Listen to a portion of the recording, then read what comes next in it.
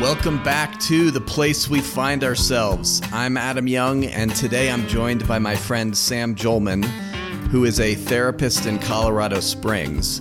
In this episode, we talk about the fact that God created us to need more than himself. We have been wired to need other people deeply. If you enjoy my conversation today with Sam, consider coming out to Colorado Springs November 8 to 9 for a marriage conference that we are doing together.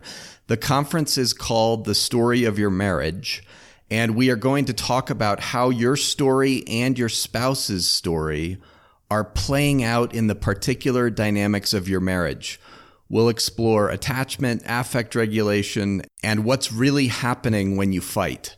You can sign up by going to adamyoungcounseling.com and clicking on Marriage Conference. Also, as a reminder, beginning next week, new episodes will be immediately available on the Place We Find Ourselves app to people who pay $3 a month. If you don't want to pay the $3, the episode will become available for free 4 weeks later. Either way, please go to the App Store or the Google Play Store and download the Place We Find Ourselves app. Okay, here is my interview with Sam. Okay, I'm here with my friend Sam Jolman. Sam, it is good to see you. Good to see you too, Adam. This is exciting because Sam is actually physically in my office here in Fort Collins, Colorado, because he lives also in Colorado Springs, a couple hours south. And you made the drive. I did, on this beautiful, warm summer day. Yes. So it's good to have you here. And what we're going to do is we're going to look mainly at a piece that you wrote called You Need More Than God, an essay that you wrote. But before we do that, say a little bit about who you are, what you're doing in Colorado Springs. So I'm a full-time therapist in Colorado Springs, a father, a husband. Those three offices keep me pretty well occupied.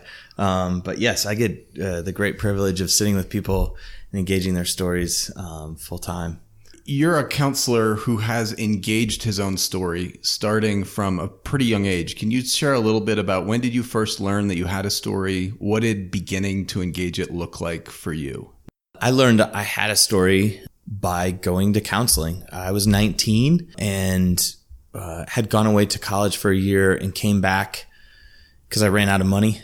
And so lived in my parents' house and commuted to college and really fell headlong into a depression, which I can now name. I didn't know what it was, but just knew it was a dark season and a lonely season and a depression. I started to medicate with pornography use. One day in the midst of that season, I was home and oddly, my whole family was home. I have an older brother, a younger sister, and they were all home in the house. And this was in the era of dial-up. So my parents had just gotten dial-up internet and I didn't know how the internet worked or, search histories or anything like that. And so my mother had discovered something of my search history, that there was pornography in the search history. And so I came down the stairs into the basement. My brother was watching television with my father. They were watching golf. My sister was there. And my mom asked, does anybody know what these sites are about? And there, standing in front of my whole family, I knew I was caught. And there was actually a great relief in that moment to be caught. And so I said, yeah, it's me. The whole family stopped and looked at me with shock. And it felt like even the golfer on television stopped to look at me. I felt the eyes of everyone. And nobody said anything. And I walked to my room. It was in that moment, I can look back now and see that was the moment that, what I'd say, the story of my family and how I was coping with it came to a head. So my mother came down. Obviously, that was a bit of an awkward conversation, but she suggested I go to a counselor. She offered that as an option. And I said, yes, that sounds great. Because I was desperate for some help. Mm-hmm. So I ended up in the office of a man named Peter Everts. Dr. Everts was his name. He was just an incredibly loving man. Sitting with him, I thought it would be hell. I thought it would be really hard and confrontational, or I didn't know fully, just that it felt dreadful. But most sessions, I ended up in tears. And I had no idea why. I mean, no fathomable idea why I was in tears. It felt like magic from him, that he was doing some sort of magic. But he started to talk to me about my story and what was driving me, what I was coping with, what I was medicating, what I was depressed about. I saw him for 2 years, and he changed my life. Yeah. And it wasn't magic, but it was something. What words would you put to it? What did he give you in those sessions that opened something in you that you didn't even know what it was, but there was so much flowing? Yeah, it felt so mysterious, but I can say now it was probably kindness. He really, truly loved me. He expressed that, towards the ending of our time together, some degree of enjoyment of walking with me in that, but just attention. Yes. Somebody just attending and giving space. It wasn't, these dramatic insights even necessarily. It was just somebody who cared and was attentive, and my heart poured out. So having somebody attune to you. Yes. And to what's happening in you in a session. Yes. Felt both mysterious and at some level magical. Yes. Yes. And in fact, that time is why I'm a therapist. I said, God, I don't know what he just did with me. But if I could do that for others, that would be the best thing in the world. And here I am doing that. Yes. So he helps you begin to explore your story at a young age, 19. And then as you continue to put language to your story, to understand that you have a story, to start connecting the dots of your story to how you are being in the world as a 19-year-old, 20-year-old, what obstacles were there for you in those years in terms, or what fears, what got in the way of you growing there? I'll say initially I felt guilty that we weren't talking more about my sin, that it felt like we need to do some work here. And so one obstacle was this almost felt indulgent. Like, are we getting to what we need to be talking about?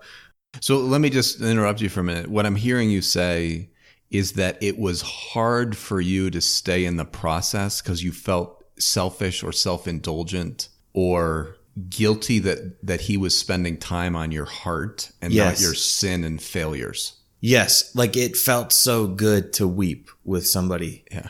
And gosh, brings tears even now. And that felt wrong, that I liked it, that it felt enjoyable to be cared for. Yes.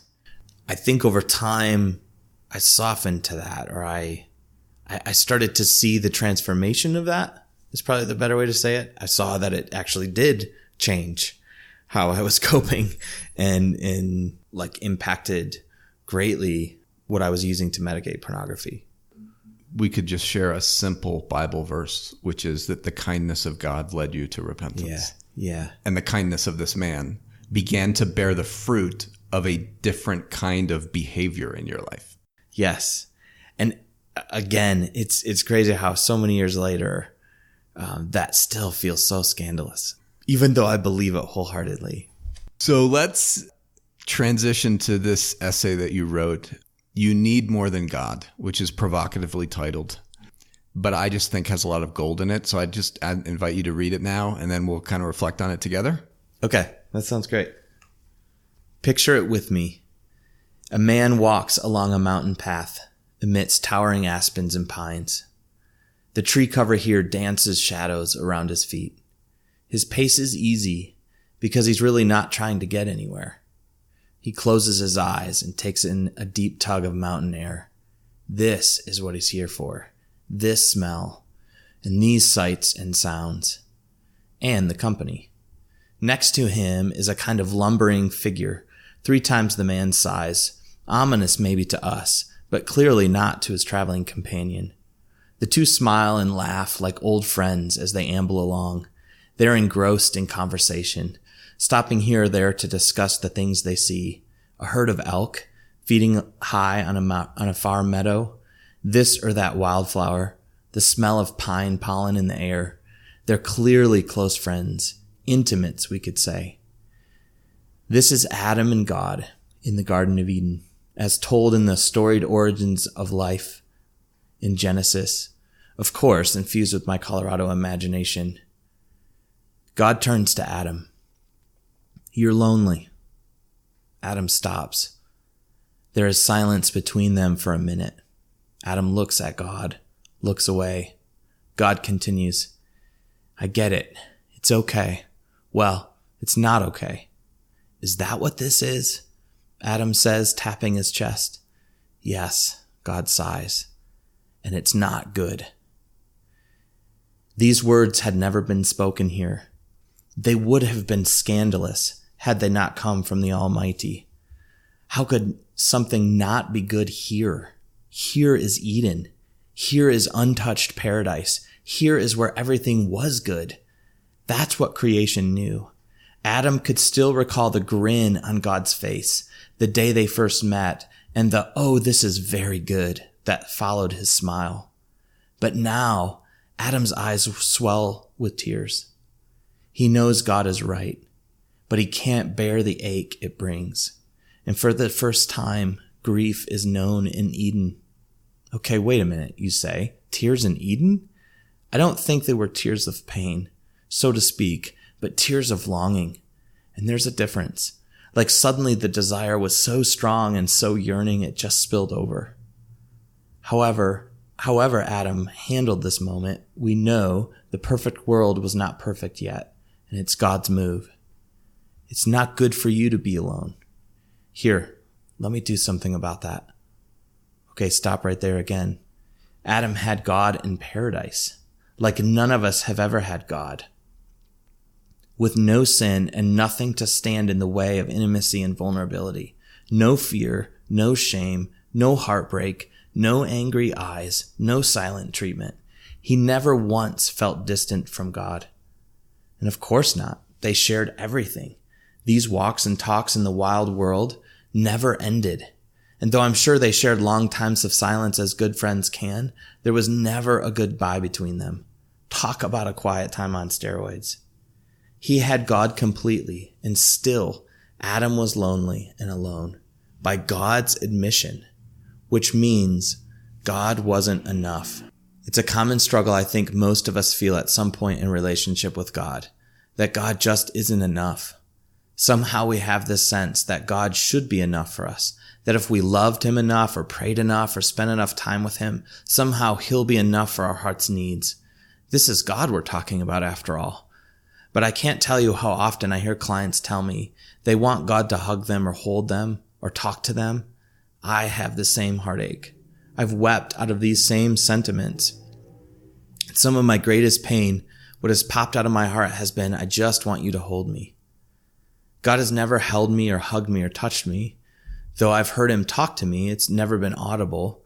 Jesus spent his days doing this for people, and one day, yes, we'll get to hug him again in body. But for now, he seems most incarnate in the love of others, the hugs or smiles or tears of others for us. But this ache for another person can feel scandalous or weak or worse. Even though I think these desires are hardwired, we seem terrified of how deeply we need each other, a friend, a lover, good parents. I sat with a man this week who told me how stupid he feels for missing his wife as deeply as he does when she's gone.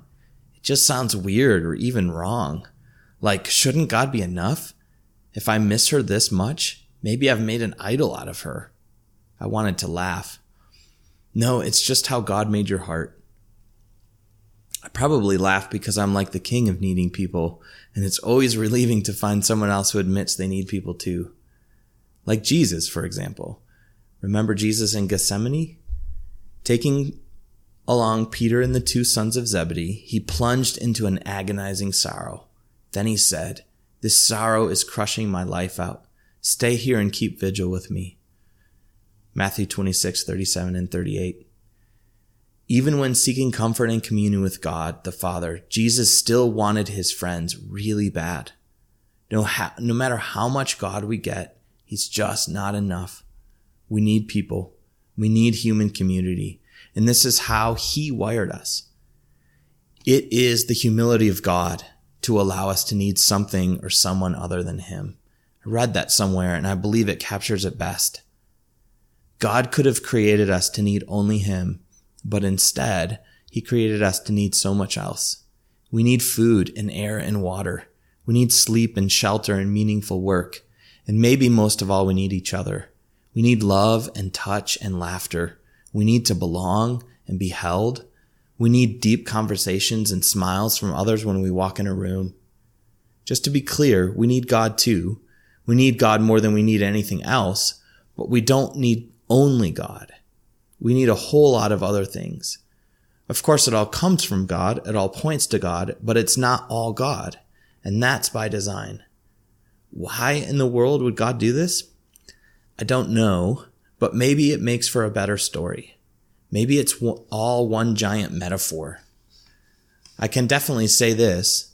You know that feeling you have when you find the thing your heart has been longing for? Cold water to slake your thirst on a hot day. The butterflies after falling in love with the woman of your dreams.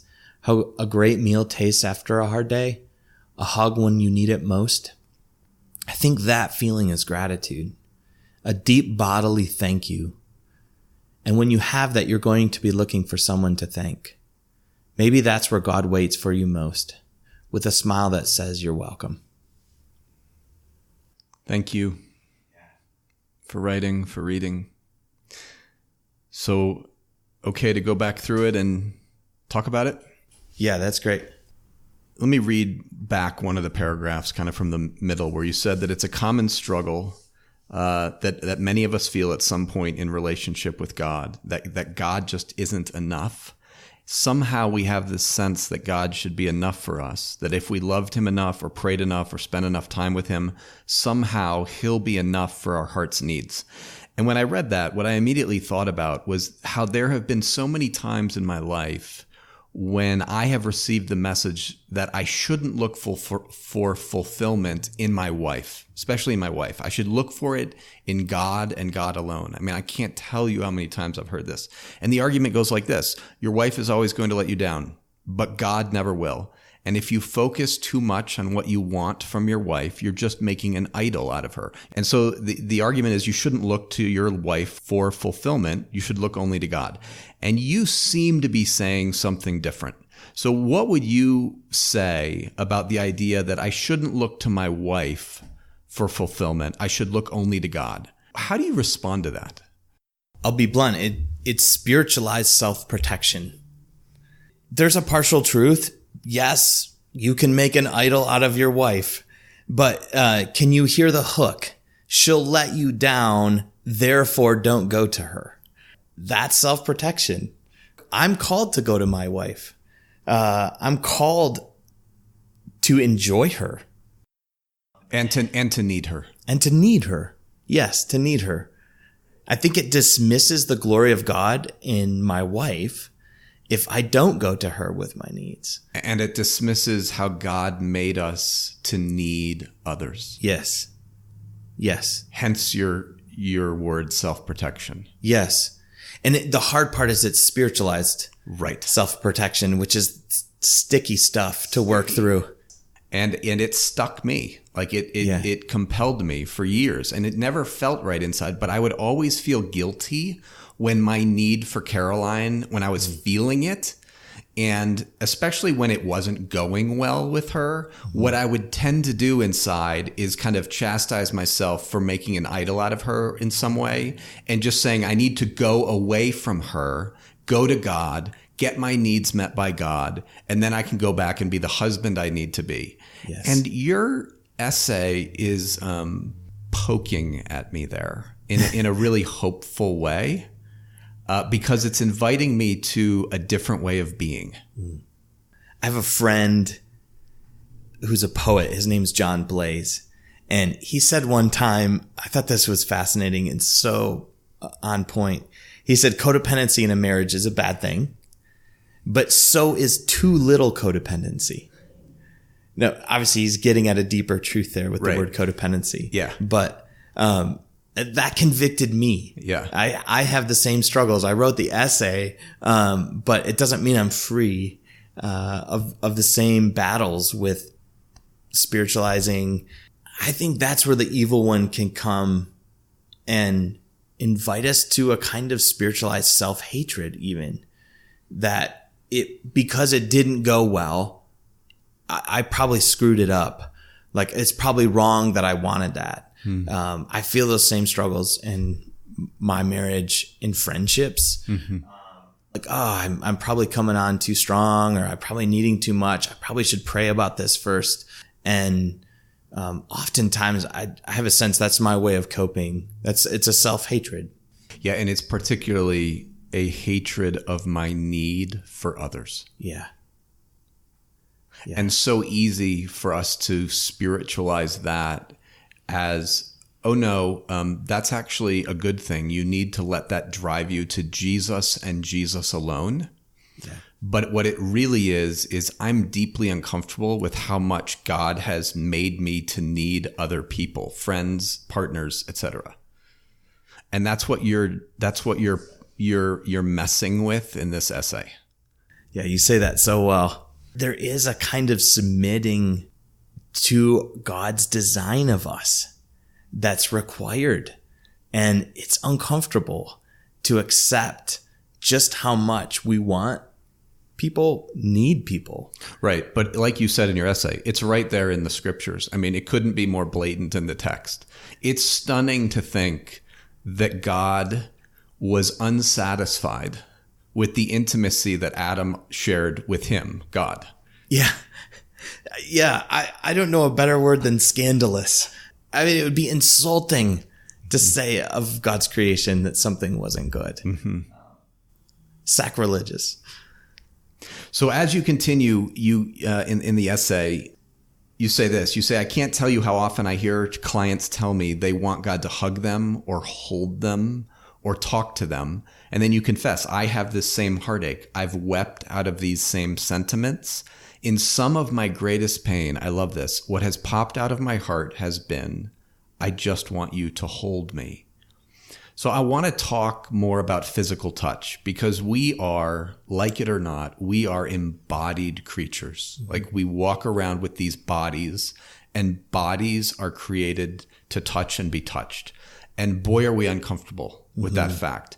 This, of course, is why sexual abuse is so brilliant and so pernicious. It capitalizes on the profound human need for touch, and it uses intimate touch to destroy and to pervert. But the fact remains that we are embodied. We have bodies, and bodies need to be touched. So why do you think that in some of your moments of great pain, what has popped out of your heart is, I just want to be held? What's it like to confess that? And why do you think that's true for you? When I wrote that, I was thinking of a very specific moment. So about a year into that time of seeing that counselor, I went for a walk in the woods behind my parents' house, my house at the time. And I was angry. I was really angry at God. And I got to a meadow somewhere in the walk and let it fly. I mean, I cussed God out as best I could. I was pissed. And about 2 minutes, it was a very short amount of time into that experience, I just broke down weeping. And what came out of my heart was, I just want you to hold me. Yeah. That was what was behind all that anger that I was trying to push away. Now, he didn't hold me. I think I still have the heartache for that. I still long for that, for him to actually hold me. But I found a desire inside of me that I could love. Yes. I can see how from that moment, that desire I started to have a place to honor that desire in my relationships. I think I had more honor for that desire, even in the simple ways of receiving a hug from a friend, or a hug from the therapist that I was seeing, or a hug from older men in my life. I mean, it's a profound confession, and a vulnerable one for you as a man to confess, I need to be held, and I have a desire to be held. I like your word honor. I don't know how we honor the fact that God has created us as embodied creatures without acknowledging our need for touch and our need for holding I think the dilemma we all walk is, there are the moments of our wounding or our trauma, our pain, but there's also how our hearts were handled in the trauma. And often there's this, I would call it almost a double wound that happens.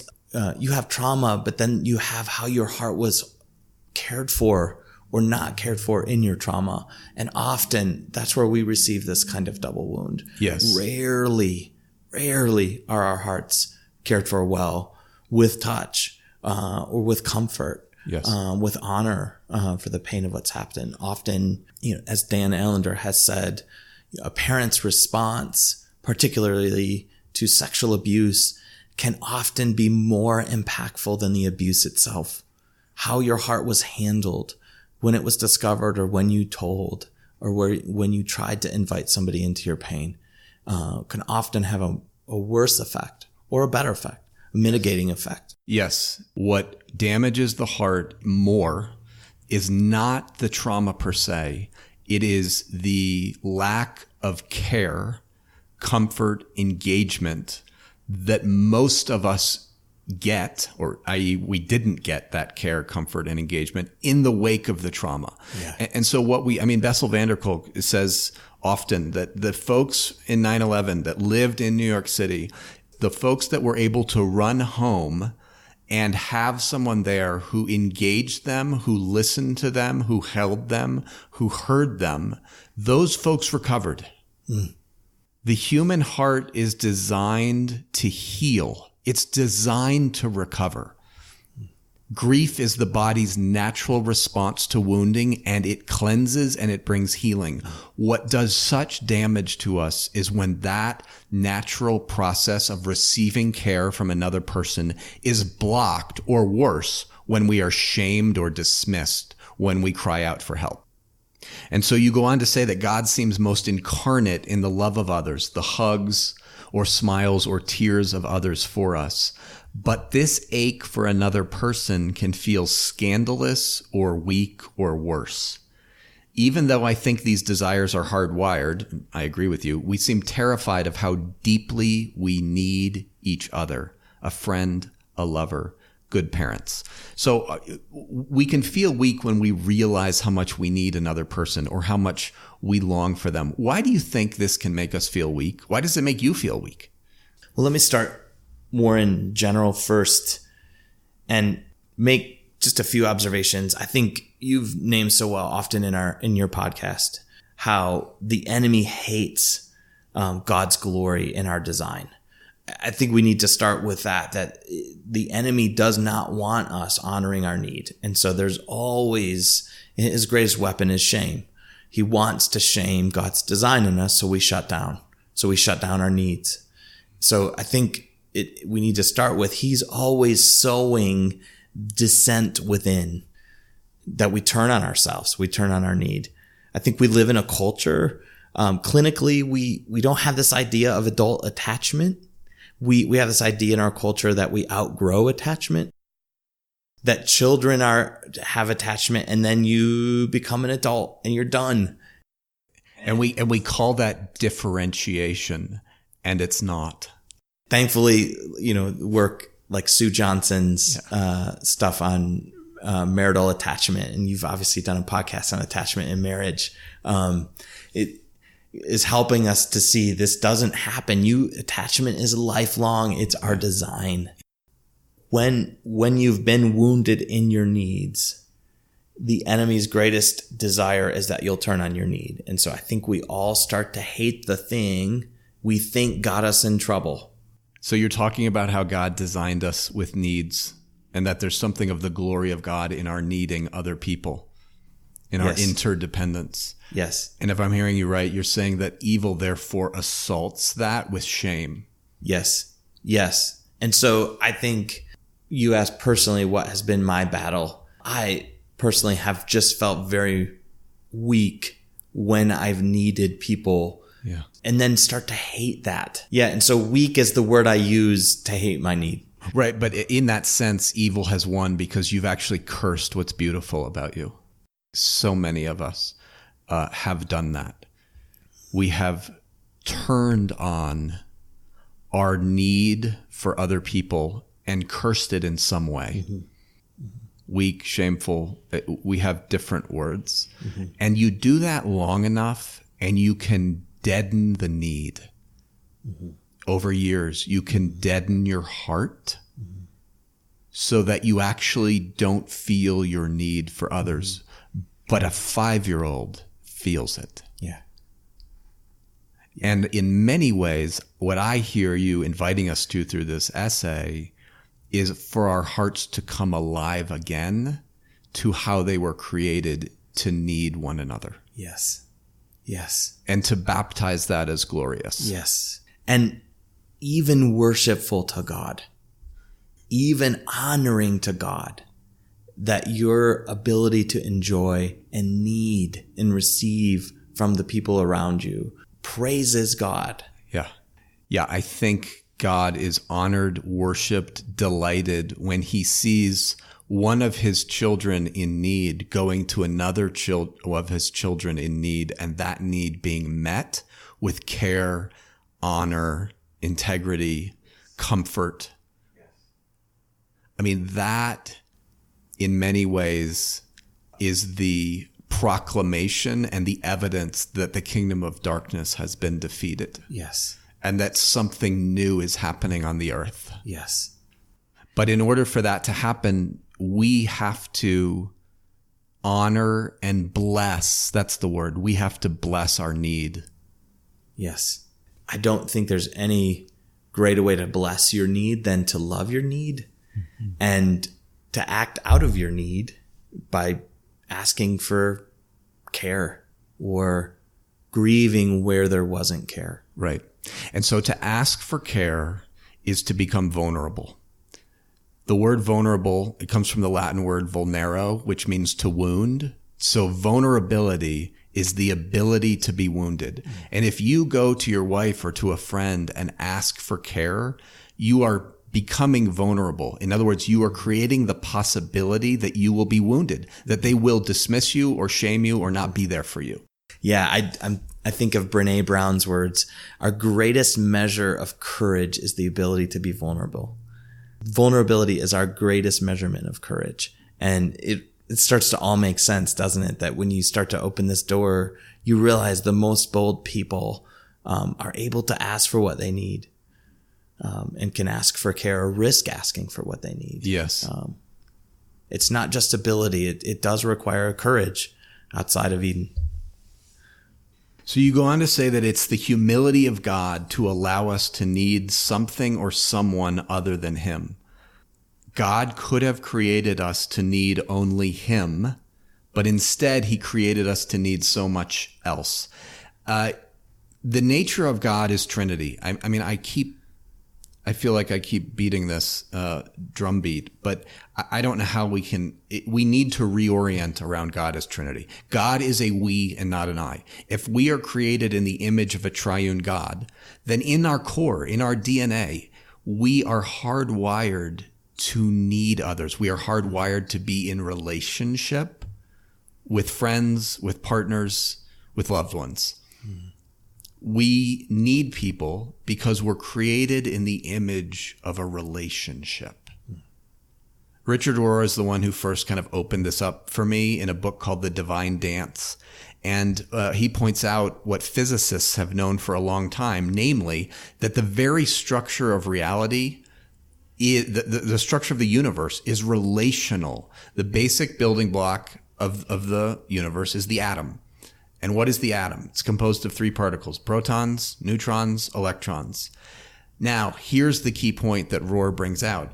These 3 particles are in constant relationship with one another. And what happens if you split that relationship? You get the atom bomb. The power, in other words, of destruction is the splitting of the relationship.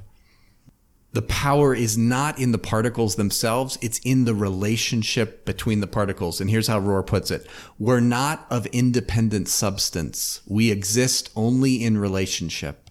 The energy in the universe is not in the planets or in the protons or in the electrons, but in the relationship between them. It is an entirely relational universe. Now, this should not surprise us as Christians because we're created in the image of a relationship. And neuroscience, past 20 years has demonstrated over and over that we regulate one another through the giving and receiving of love. And Alan Shore calls it mutual dyadic regulation, which is a fancy kind of neuroscience term for saying what you're saying in this essay, what you're kind of pleading with us for in this essay, which is to take seriously that we are created by design for relationship and that we're healthy when we are giving and receiving care, and that when that is split, and we can split it by cursing our need for others and by not ever risking asking for care, when that's split, bad things happen. Mm-hmm. I've heard it called elsewhere in neuroscience terminology, limbic resonance. There's a book, A General Theory of Love, and they describe it that way. And they talk about how even eye contact, there's an attunement that happens limbically where we connect to each other's moods. And I had a friend tell me a few months back how awful he sleeps even when his wife is out of town. And I thought right away, limbic resonance, that's limbic resonance. That you literally, even in sleeping, you tune into each other. And they've been able to track this with, children whose heartbeats can slow down as they're near a caregiver and can hear the heartbeat of their parent. That's how in tune we are. And they're even saying now in neuroscience that it's almost fruitless to talk about an individual brain. That we need to talk about brains in social contexts because we're so wired to be communal. Yeah. Dan Siegel defines the mind as a relational, embodied organism. And the key right now that you're bringing out is that it's relational. You are not independent from me. As we sit here and talk to each other, your limbic system is regulating mine. Your face, when you smile, I feel like, okay, what I'm saying is good. And he's tracking with it. And if I lose your face, if you have a confused look on your face, that affects my insides. Yes. And because I'm attuned to you and you to me, and I'm like, he's not getting this. Yes. And I long for the connection to know that the other person is tracking with me and that I am making sense. So we're not separate. We're not. And that is the glory of God. That's what you're saying in the essay. Yes. Yeah. I mean, think about it. God says he's the God of love. That's a name he has for himself. It seems so clear then that where we love, he's present. Where we give and receive love. Toward the end, you say we need to belong and be held. We need conversation. We need deep conversations and smiles from others when we walk in a room. Now, you're up in the ante a little bit here because we're not talking merely about relational connection. What you're putting language to is you're longing to be delighted in when you walk into a room, to be received and welcomed. So what's it feel like for you when you have a sense of belonging? Or what's it feel like for you when you're aware that the other people in the room that you've just entered are really glad that you're in the room? Well, what's that feel like for you? It's truly almost unbearable. I think I can handle it for about 30 seconds. True delight. I mean, it's the best feeling in the world. I feel warm all over. I feel giddy, but calm at the same time. It's this energized feeling, but something's settled. Like, I'm okay. I'm okay. I feel like my heart is dancing and I feel full after about 30 seconds. Mm-hmm. And that always blows my mind because sometimes, when I go without, when I'm lonely, or when I feel in need, it can feel so big, just huge. Like my need is so big, there's no way I'll be able to be filled up. But then when I receive it, literally 30 seconds and I'm full. This has happened. I'm thinking about, my wife and I are in marriage counseling, and there was a moment where my wife and the therapist were blessing something in me. And I had come into that counseling session really down and feeling really I don't know if my heart's coming back today. And there was literally a moment of 30 seconds that they both spoke words, and my wife was holding my hand in the counseling session. And I was good. I was full. My heart felt so back. Yeah. So what you're putting words to is the immense power that God has imbued each one of us with to bring someone back to life. Yeah. And your therapist and your wife, in a short period of time, with their eyes and a few sentences, brought you back to life that day. Yeah. I think that makes God sing and feel absolute. I mean, it's proof that the resurrection is alive, that the Spirit of God is alive in the world. When three people, in that sense, in that case, two people brought a third back to life that day, that's just so holy. Yeah. But we have to acknowledge it's powerful. That's a lot of power. Yeah. That those other two people had. Yes. And you received it. Yeah. Which takes a fair measure of humility. That's kind. Thank you. Yeah. And I want to highlight, I don't think anyone's need. I've heard clients say to me before, my need feels so big. I'm just this feeling of I'll never not be lonely. I'll never feel okay. That right there, I think, is the enemy's work as well. Now, there can be blocks to accessing your need. There can be ways that we've self-protected, or as you said so well, we can go years of pushing our need away to that it's almost forgotten. But it's not that your need is limitless. You're a finite being, and so your need is finite. Your heart isn't eternally wounded. Yeah, well said. There's not a bottomless well. It feels that way often, especially to those of us that have experienced trauma, and especially when we're in a pit of loneliness, hence the psalmic language of like being in the pit. It can feel that way. But what I'm hearing you say is that the human heart, even the traumatized heart, responds to care and comfort and genuine loving engagement. And it's buoyant. It rebounds. Yeah, I remember in grad school, I had a supervisor, his name was Russ, he pointed this out to us, that if you watch children when they're playing, they might come back to their parents to reconnect, but it's really only for about 30 seconds or a minute. They don't need to sit for hours in their parents' lap. Often when they're playing, they come back to connect for 30 seconds. And 30 seconds is all it takes for their hearts to be filled back up to go play. That we almost can't handle more than that when our hearts are open. So one of the things I just want to transition to at the end is our longing for fathering and mothering, even as adults. Now this, if there's ever a longing that we are tempted to kill and deaden and push away, I think it is our longing as adults to be fathered and mothered. It is the longing for our dad to be a dad, our mom to come through as a mother. What would you say about that longing for, because what I've heard so often is your dad is a sinful, broken man, Adam, and God is the only one who is going to father you perfectly. And so it's an invitation to kind of let go of my longing for fathering from my father and turn to my heavenly Father. Can you comment on that? Yeah.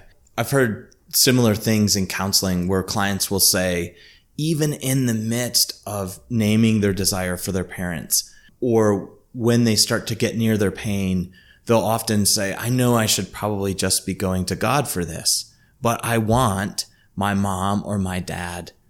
I really want to hear this from them, or I really wish they would care for me in this way. I don't think God wants us to give up our desire for our mother and our father to love us. In fact, I've never sat with somebody in my counseling office who is over their parents and over the desire to have their parents love them. I don't think that's the picture of healing. I don't think the picture is you stop wanting your parents to love you. I think there's a freedom that healing brings in that desire, that you're no longer submitting to self-harming ways or dysfunctional ways of relating to get your parents to love you. There's what you do to try to get that. But the desire itself, I don't think ever goes away. In fact, I think God respects us too much to take it away. I think he respects his design, that there's something, it's strange to even say it this way, but that there's something too sacred about your desire for your mom and your dad to love you, that God won't step in there, that it's a place he respects in you. Now that leaves us potentially with a lot of longing. And it's a longing that you're not saying God doesn't comfort, he doesn't engage, he doesn't enter. He does. Yes. But you're saying that healing is not the replacement of that desire for my mom and my dad.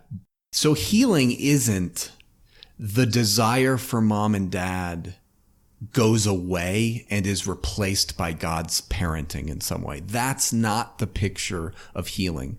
Healing, if I'm hearing you right, is we have the desire because that's how God created us. We go to our Heavenly Father, we go to the Spirit, we go to the Son, and we are met there in our grief and in our longing. Yes. But in some ways, I think the longing actually grows because we become more alive. Yes, I would agree with that. And God has come for me as a mother and a father.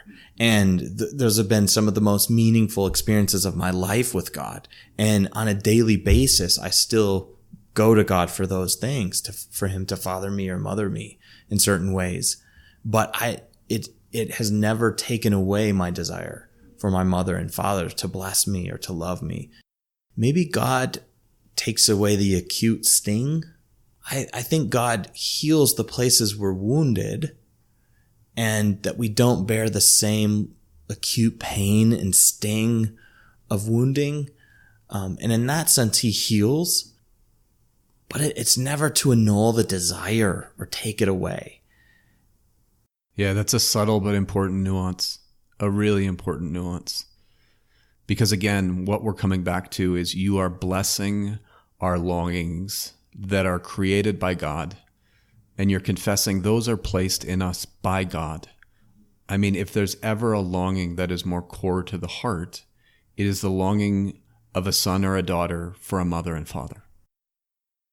I think the danger is if this isn't named in us, if there isn't a place for this, we'll feel crazy or immature or unspiritual or weak. That word. Yeah. Idolatrous. Yeah. That there's something wrong with me that I still ache. And you're saying, no. Mm-hmm. It's not merely that there's nothing wrong with you, Adam, that you still ache. It's actually evidence that your heart remains open and tender and vulnerable. And in that sense that you're growing in Christ. Yes. That's a beautiful picture of the healing of counseling, that your heart remains tender or returns to being tender. I love how Brene Brown names that as the picture of courage. It's been so good to have you here, Sam. Thank you for your voice. Thank you for your essay. Thank you for reflecting on it with me. Adam, this has been so rich. Thanks for having me. Thanks for listening. Reminder, consider coming out to Colorado Springs November 8 to 9 for the marriage conference that we're doing. You can sign up at my website. Also, please head over to the App Store if you're iPhone or the Google Play Store if you're Android and download the Place We Find Ourselves app, because beginning next week, new episodes will be releasing immediately to the app. Have a great week.